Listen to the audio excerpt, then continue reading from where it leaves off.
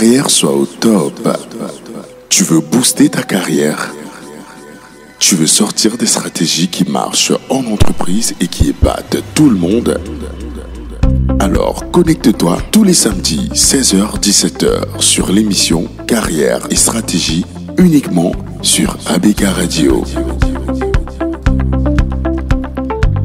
Carrière et stratégie, c'est uniquement sur ABK Radio, chers auditeurs. Vous l'avez compris, vous êtes sur la fréquence utile et agréable ABK Radio. Aujourd'hui, nous allons parler d'un thème super intéressant dans cette émission qui est là pour vous distiller des petites pépites pour développer votre carrière, pour également innover en entreprise, développer des stratégies qui feront grandir votre entreprise. Le thème du jour sera orienté carrière, il sera orienté développement personnel. Nous allons parler de la connaissance de soi. Mieux se connaître pour mieux réussir. C'est le thème d'aujourd'hui. Mieux se connaître pour mieux réussir. Et pour ceux qui ont fait philosophie au lycée, vous vous souvenez de Socrate qui disait « Connais-toi toi-même ». Pourquoi cette phrase vieille de plusieurs siècles est encore essentielle aujourd'hui? Vous le comprendrez dans cette émission qui sera riche, beaucoup plus riche que ce qu'on a l'habitude de vous proposer. Alors, prenez un bon petit thé ou un café si vous êtes café. Installez-vous bien dans votre siège. Prenez tout votre temps. L'émission sera super riche. Prenez de quoi noter et n'hésitez pas à nous faire des retours sur nos différentes pages.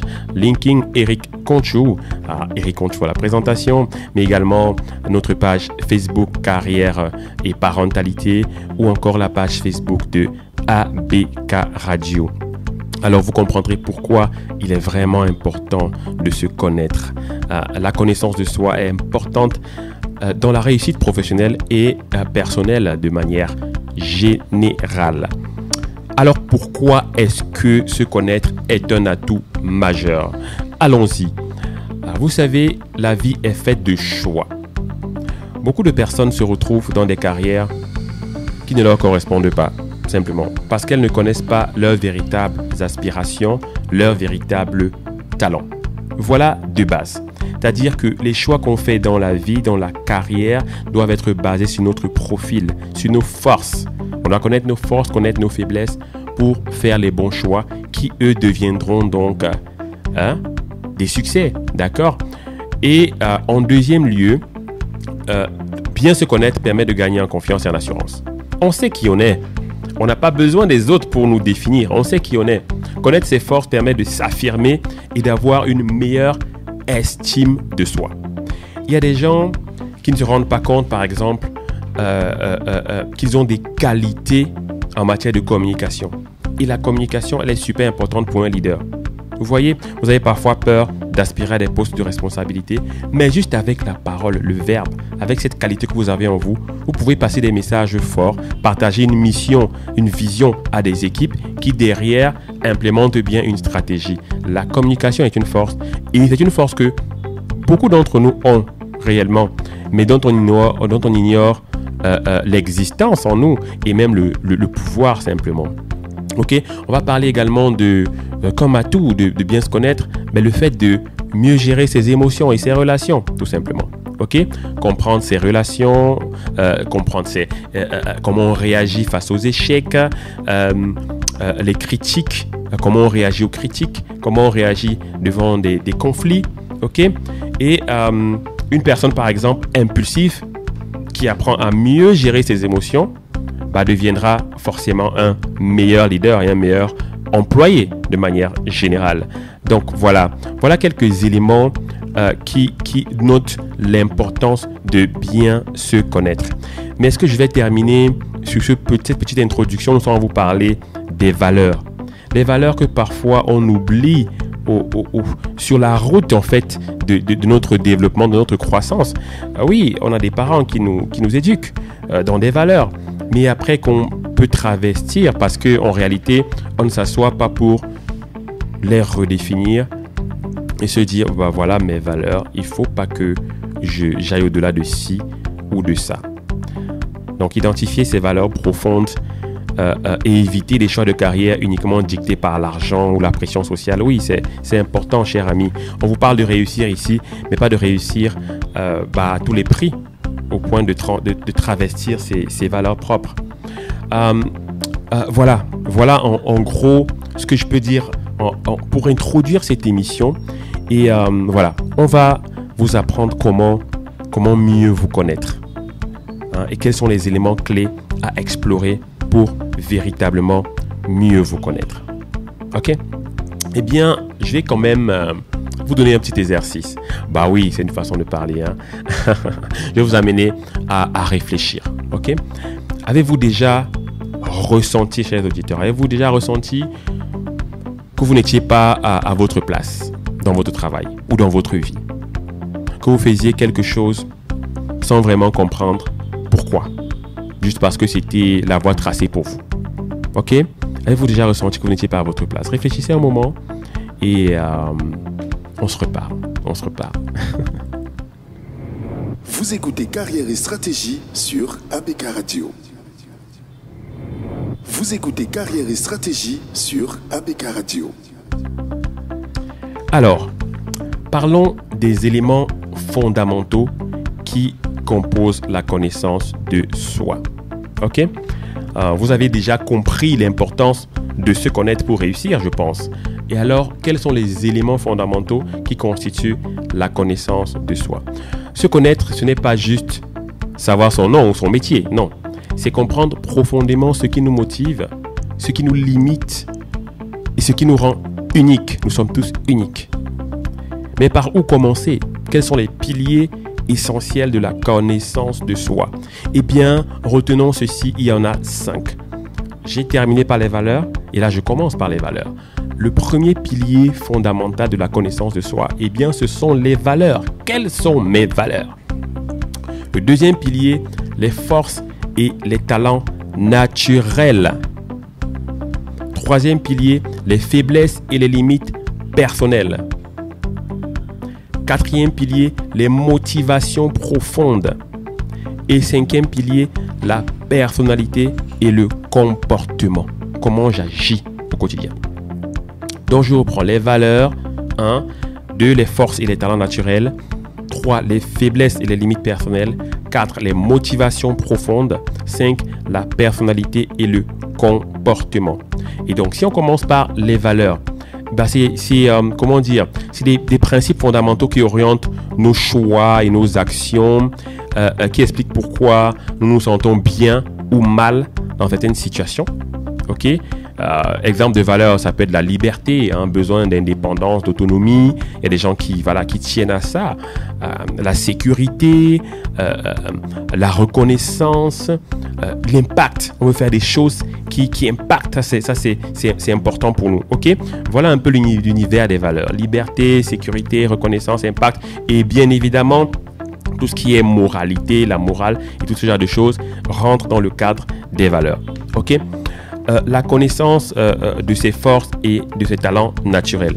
Ah oui, j'aime le foot, vous le savez si vous suivez l'émission régulièrement. Lionel Messi, on sait tous qu'il est né dans le ballon. Il est comme Obélix qui est tombé dans la potion magique quand il était bébé. Et voilà, mais bon, voilà. Est-ce que Obélix, lui qui est tombé dans la potion, on va dire que c'est un talent naturel? Je sais pas. Mais en tout cas, depuis qu'il est petit, il est fort, Obélix. Et depuis qu'il est petit, Messi, il est fort au football. Il n'est pas fort forcément physiquement, mais il est fort balle au pied. C'est une force, c'est un talent naturel chez lui. Et toi qui m'écoutes, quels sont tes talents? Quels sont tes talents? Est-ce que tu as une bonne capacité d'analyse? Est-ce que tu as une aisance dans la communication? Est-ce que tu es créatif? Est-ce que tu as le sens de l'organisation? Est-ce que tu es un leader naturel? Ok? Voilà. Et donc, pour pouvoir déterminer tes talents, identifie 3 personnes de confiance. 3 personnes de confiance et demande-leur, selon toi, quelles sont mes 3 plus grandes qualités. Et là, les gens te diront. Et quand tu vas faire des recoupages, tu verras que voilà peut-être ce que j'ai de naturel chez moi en termes de force et de talent. Voilà. Si on arrive aux faiblesses, les faiblesses et les limites, je dirais d'emblée, mesdames et messieurs, je pense que c'est plus facile d'identifier nos faiblesses, right? Parce qu'on est souvent très critique envers nous-mêmes. et les autres aussi ont tendance à nous dire très vite ce qui ne va pas chez nous. On dit moins aux autres ce qu'ils font bien, mais très vite on leur dit ce qu'ils font mal. Donc nos faiblesses, elles doivent être généralement connues.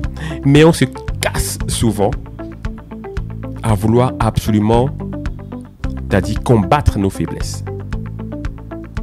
Et pourtant, il faut juste en être conscient. Essayer de voir comment elles peuvent le moins impacter notre vie.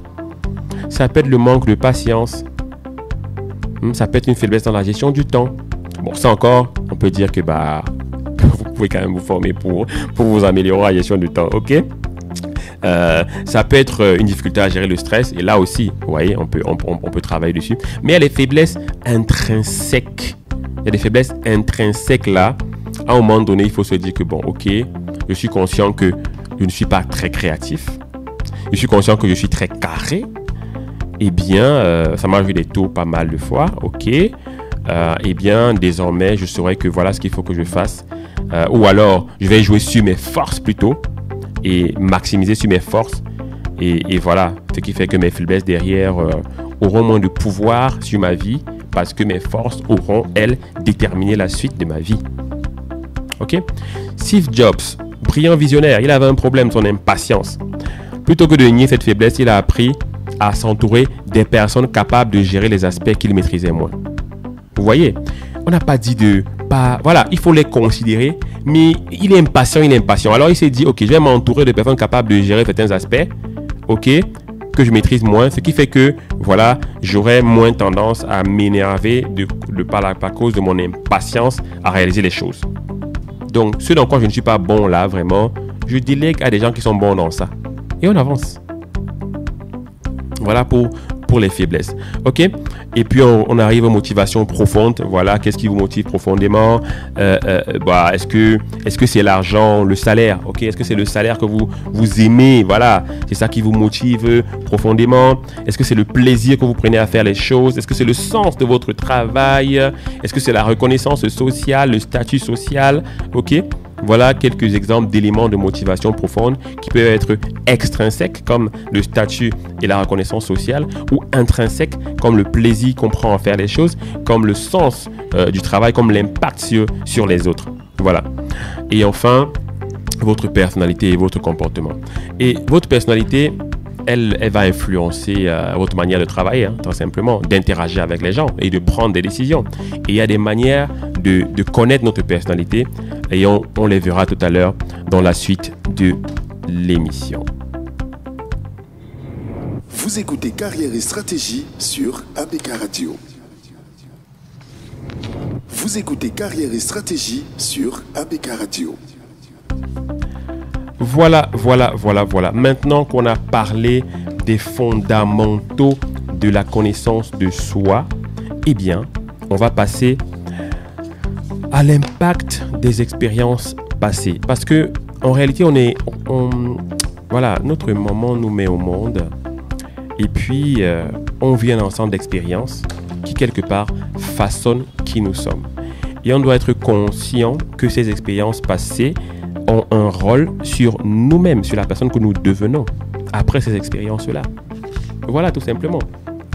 Ok. Il y a des expériences qui nous marquent et qui nous marquent à vie, qui nous marquent au fer. Ok. Et imaginez un élève qui a souvent entendu « Tu n'es pas doué en maths ». En grandissant, il va éviter toutes les filières qui demandent des compétences en mathématiques. Il passera peut-être à côté de sa véritable vocation. Pourquoi ? Parce qu'il a laissé une croyance limitante définir son potentiel.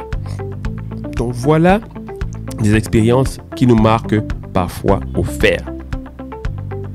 Donc l'idée clé ici que je veux que vous reteniez vraiment pour commencer sur cette thématique, sur cette partie de l'émission, c'est de dire notre perception de nous-mêmes n'est pas toujours objective.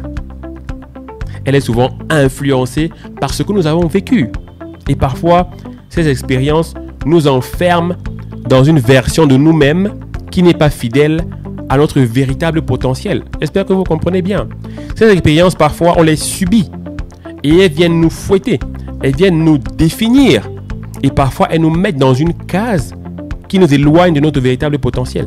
Et on doit pouvoir en sortir et briller aux yeux du monde. Ok. Et là, je vais vous parler de l'impact cette fois, à contrario, des expériences positives qui peuvent nous aider à construire notre confiance en soi. Par exemple, une réussite académique, quelqu'un qui réussit à être premier, deuxième, troisième, qui est parmi les meilleurs de son école, eh bien, ça va, comment dire ça? Ça va lui faire réaliser que être persévérant, ça permet d'arriver à des résultats intéressants. Ok? Le feedback de quelqu'un qu'on considère, qu'on aime, d'un mentor, et qui nous a encouragé à poursuivre un certain chemin. D'accord? Une prise de parole en public. J'avais peur, mais j'ai pris la parole et ça a été réussi. Les gens ont apprécié, dit « What? Ah bon? Moi, j'étais devant vous, j'avais l'impression que ma voix ne sortait pas et vous me dites que j'ai été magnifique. Mais vous êtes en train de me tromper là. » Et tu vas prendre le feedback chez quelqu'un qui te dit « Mais mon frère, tu parles tellement bien. Tu t'es pas rendu compte quand tu parlais. Eh bien, tout le monde t'écoutait. Il n'y avait plus de bruit en salle de classe. Ou bien, voilà, dans l'audience, dans la salle. Et mon gars, tu as une belle voix. Voilà des expériences comme ça qui peuvent arriver à des gens qui n'avaient jamais vraiment estimé qu'il était bon en communication. Et bien, une prise de parole en public débloque tout. Ok? Donc voilà, il faudrait vraiment faire attention à l'impact des expériences que l'on vit sur nous. C'est très, très, très, très important. Il y a des expériences positives, des expériences négatives. Elles ont toutes un rôle dans la suite des événements. Il faut qu'on sache quel est le rôle de ces événements dans la suite et qu'on maîtrise bien l'impact sur la suite tout simplement. Voilà, il faut être conscient, il faut être pleinement conscient de ce qu'on vit en fait. Il ne faut pas vivre les choses juste comme ça, traverser sa vie et parfois arriver à une version de nous qui est tout simplement loin de notre véritable potentiel. Et tous ces événements vont nous amener à un moment donné à dire ok, on reprogramme notre mindset, ok, on transforme les expériences en levier de croissance. C'est ça en réalité. Transformer les expériences en levier de croissance. Il faut reformuler ce qui s'est passé. Se dire, reformuler les choses dans notre esprit. Transformer une croyance négative en opportunité. Ok? Même si vous êtes allé devant des gens, prise de parole en public, ça s'est mal passé, ne vous dites pas, je suis mauvais en communication. Dites-vous, je peux progresser en communication avec de l'entraînement. Ok? Mais vous avez parlé devant les gens, non? On n'a pas apprécié, ça ne s'est pas bien passé, mais vous avez parlé. Donc, vous avez déjà une base. Right? Donc, maintenant, avec des efforts, je peux m'améliorer en communication. Ce n'est pas encore dit d'office que c'est une faiblesse. Si ça devient, une faiblesse de chez faiblesse.com, eh bien, vous saurez que ce n'est pas votre place d'être devant les gens et de parler. Mais vous avez donc d'autres forces. Vous les utilisez. D'accord? Mais il faut vraiment être parfois dans l'introspection, la réflexion, comprendre ce qui s'est passé. Et à force d'analyser, on comprendra, là, vraiment, il y a du potentiel, je peux y arriver ou je ne suis pas bon. Eh bien, je confie ça à d'autres personnes et moi, je me concentre sur mes forces.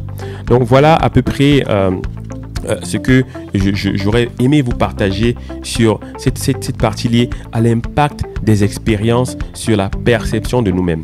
Voilà, on va prendre un petit moment de pause, chers amis. On va vous inviter à être stronger dans votre vie à travers la voix de Kanye West. That don't kill me, can only make me stronger. I need you to hurry up now, cause I can't wait much longer. I know I got to be right now, cause I can't get much stronger. Man, I've been waiting all night now, that's how long I've been on ya.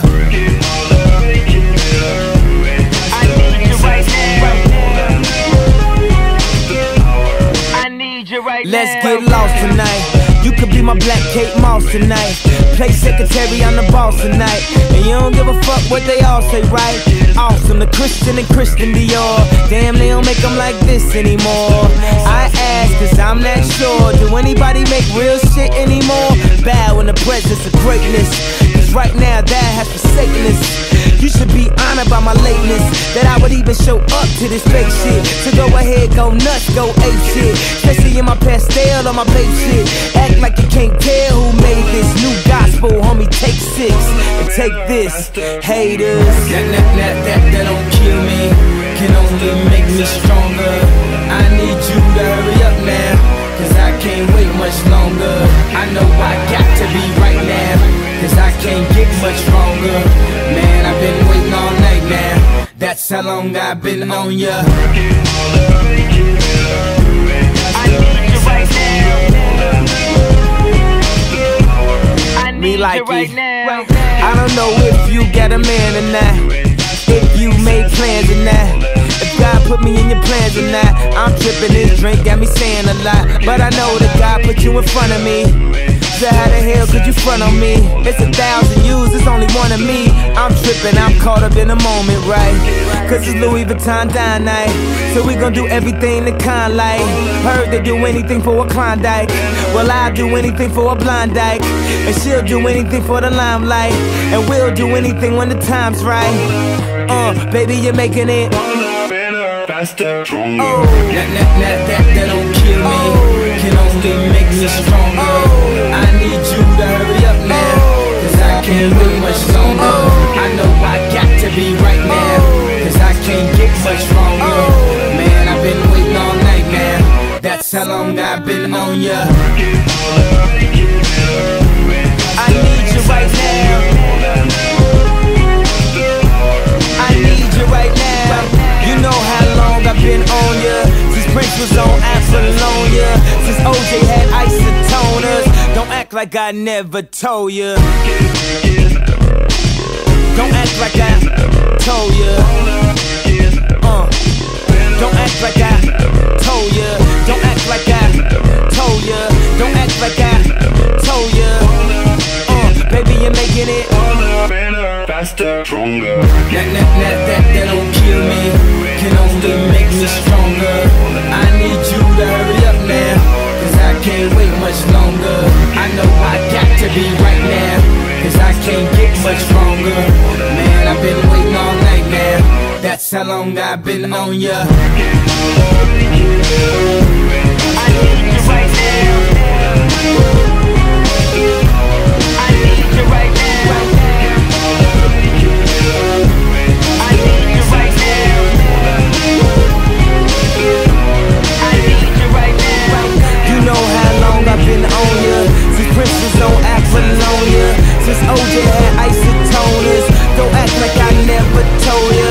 You know how long I've been on ya, since Prince was on Apollonia, since OJ had isotoners. Don't act like I never told ya. Never told ya. Never told ya. Never told ya. Never told ya. Never told ya.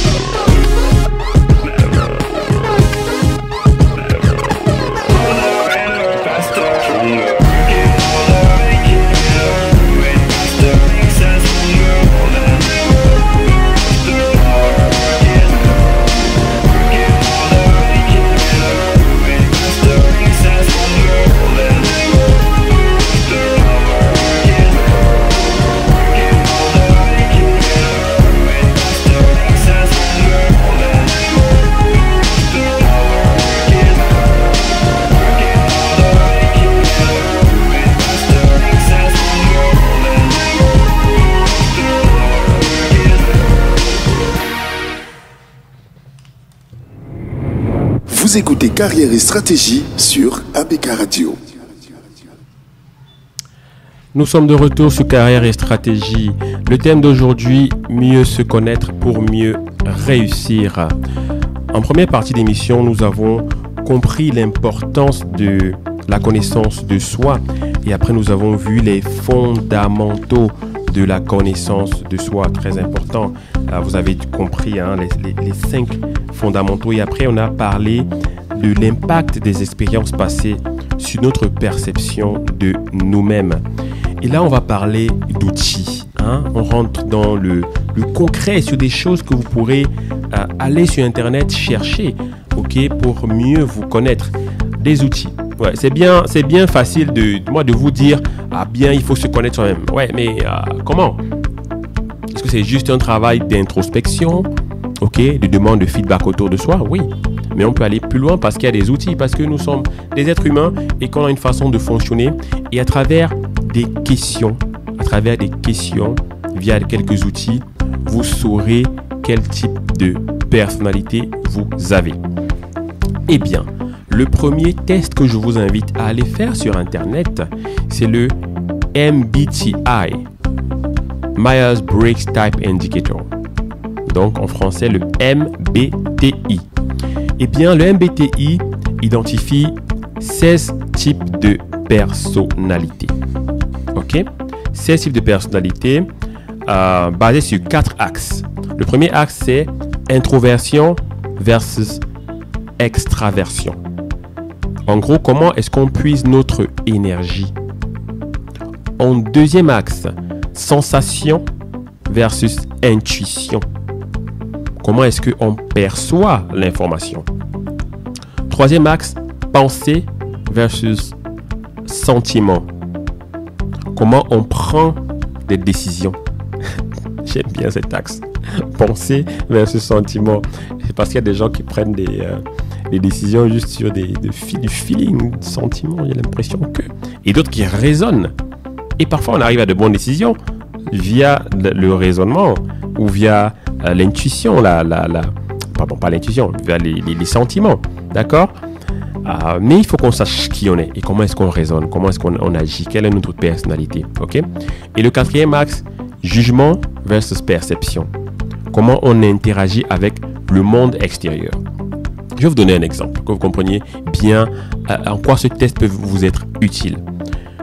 Une personne, premier axe, introvertie, deuxième axe, intuitive, troisième axe, orienté pensée, quatrième axe, orienté jugement, sera plus stratégique et indépendante. Sera plus dans l'élévation, la stratégie et l'indépendance. Ok? Tandis que un extraverti, 2 sensations, 3 sentiments, 4 perceptions, sera plus sociable et spontané. Rien n'est mauvais fondamentalement. C'est pas mauvais d'être stratégique et indépendant. C'est pas mauvais d'être sociable et spontané. La question ici c'est de savoir qui on est. Et une fois que tu sais qui tu es, tu connaîtras le secret des dieux. C'est à ça que je vous invite en fait. Voilà. Donc le test MBTI, vous pouvez taper ça sur Google et vous allez sur des sites qui vous permettent de faire ce type de test. Voilà.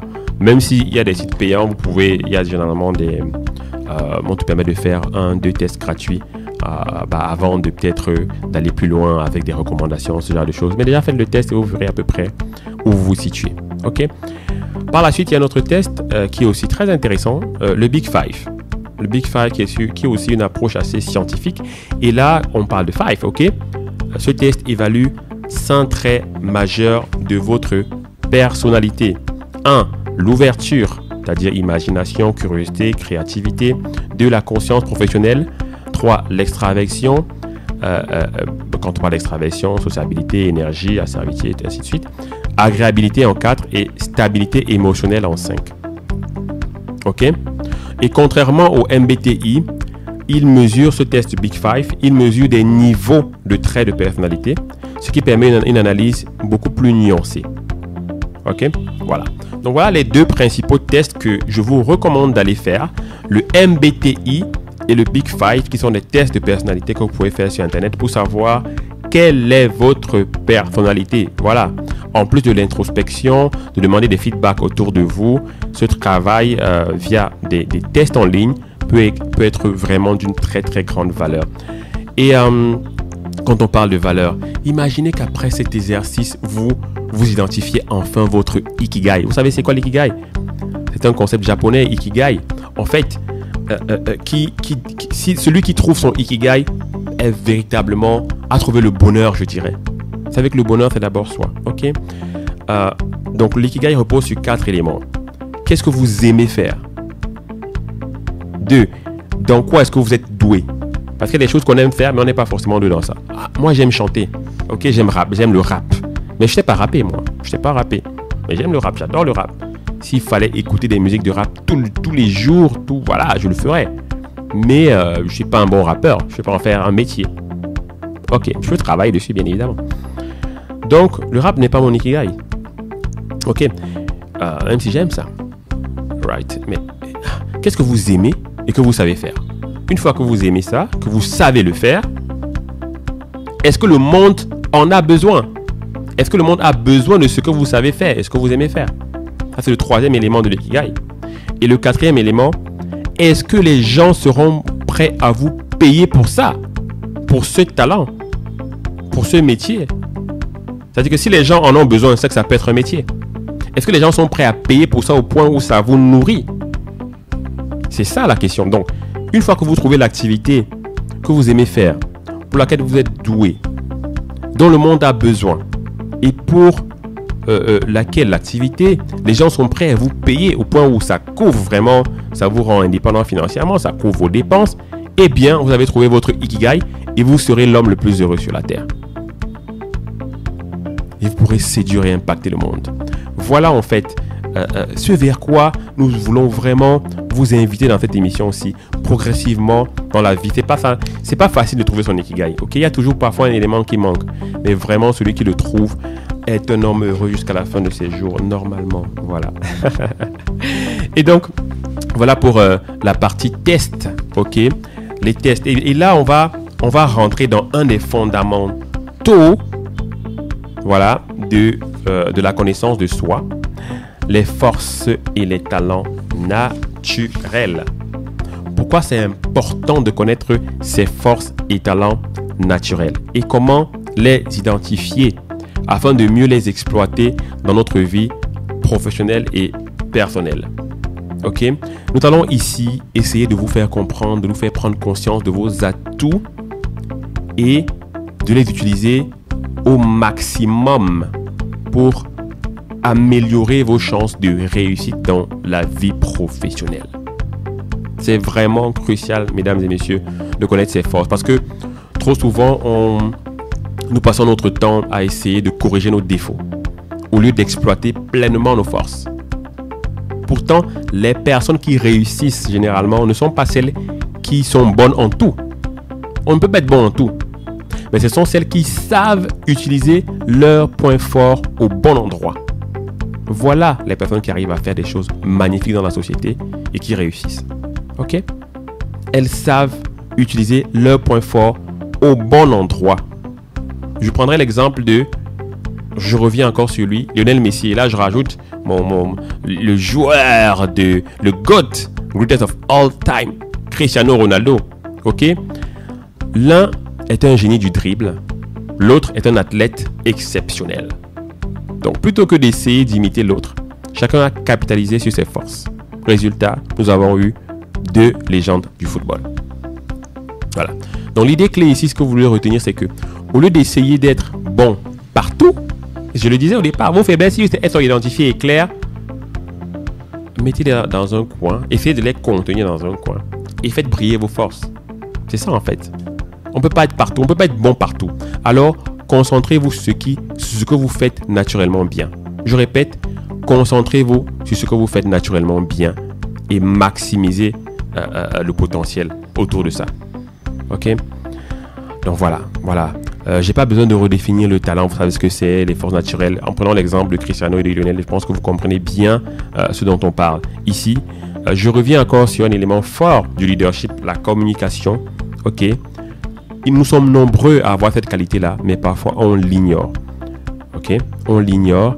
Et une fois que vous avez identifié que vous pouvez être bon dedans, travaillez ce talent jusqu'à ce que ça devienne une force incontestable aux yeux du monde.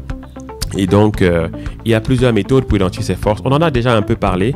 L'auto-observation, voilà. Posez-vous quelques questions. Dans quelle activité je me sens le plus à l'aise? Quelles sont les tâches qui me donnent de l'énergie plutôt que de m'épuiser?